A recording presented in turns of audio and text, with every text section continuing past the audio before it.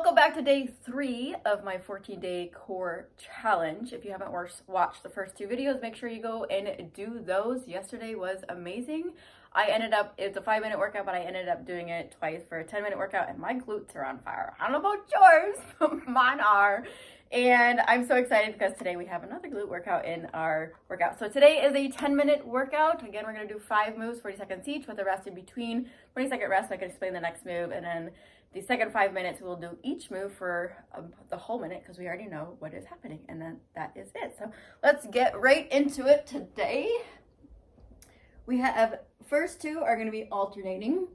So remember, we're going to glutes tuck, and we're just going to slide our foot out and up. We're going to stay focused on one side at a time. So 40 seconds. Ready? Go. Make sure that lower back always stays. You don't want to do that. Make sure that lower back is always staying on the ground. And you want to just slide ever so slightly on the top of your floor. It does not matter if you have hard floor, carpet, rug, yoga mat.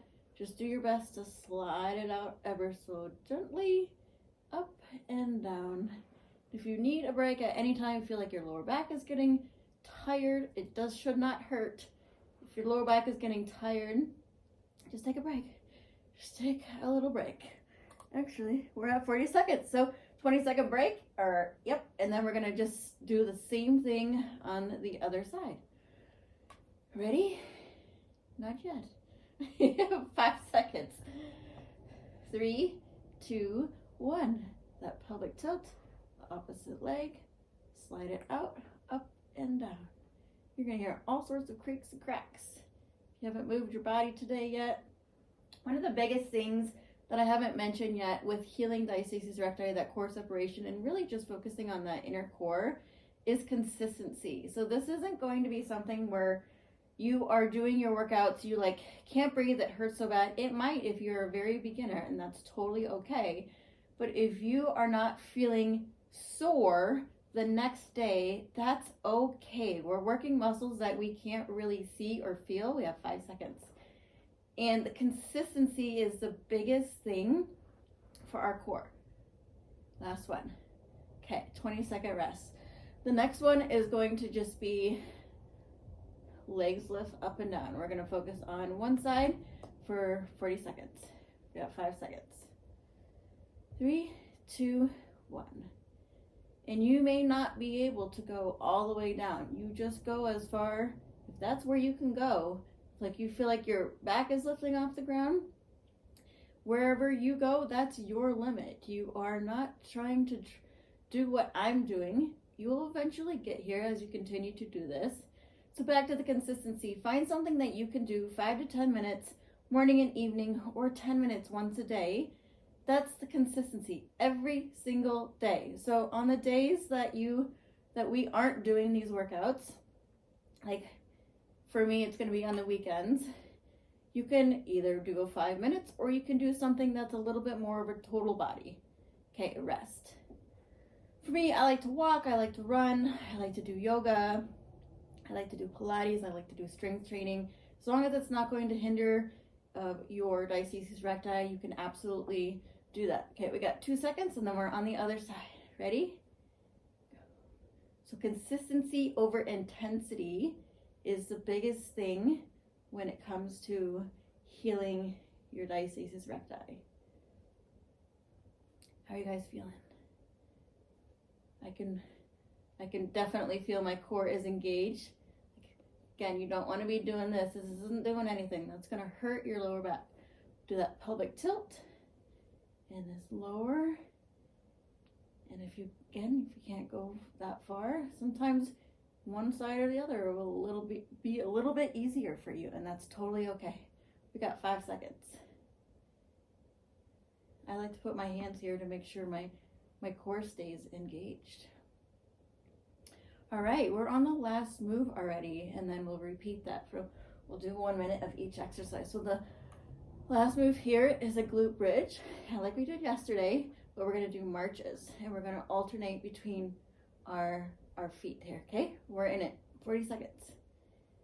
Make sure your glutes stay up. Make sure your hips stay up. I kind of find it's easier to keep my foot flexed, but if you find it easier to point, that's fine. We're focusing on our core, so relaxing our neck, relaxing our shoulders, not working those. Actually would probably hurt.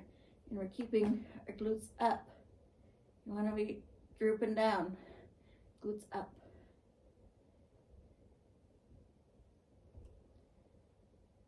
We got 5 seconds. And rest. Okay, now we are just going to repeat those again.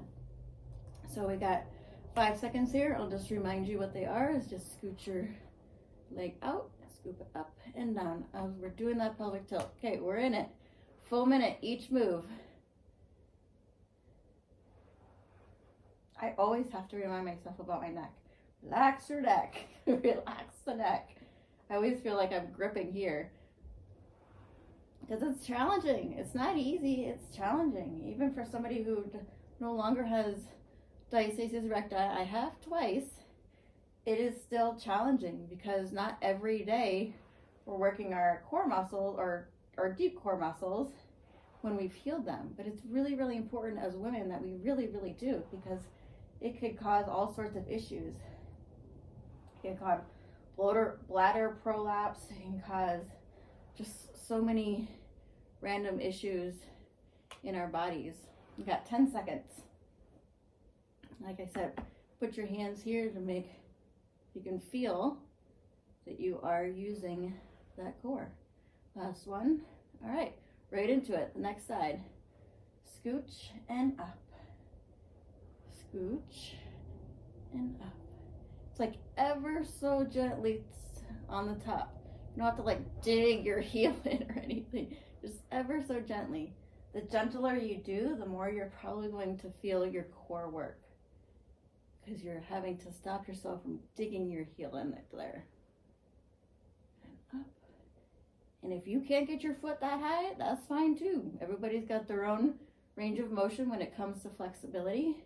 If yours is here, fantastic. If it's even lower, that's fine too. Just make sure you're following along on the move.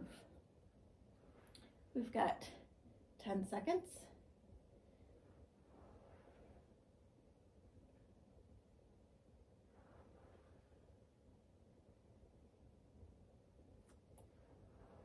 And we're into the next move here. So remember, it's just, I gotta give a breathe for a second. All right, just this up and down, one leg. Remember, we're doing that pelvic tilt, making sure our lower back stays on the ground, and we're just going up and down at your own pace. You don't want to be doing this. This isn't doing nothing for nobody. This is gonna hurt you. Just up and down. Take your time. The slower you go, especially on the downward, the more you're going to engage those muscles. Like slow. I could definitely feel that. Relax your shoulders. I'm talking to myself. We got 10 seconds.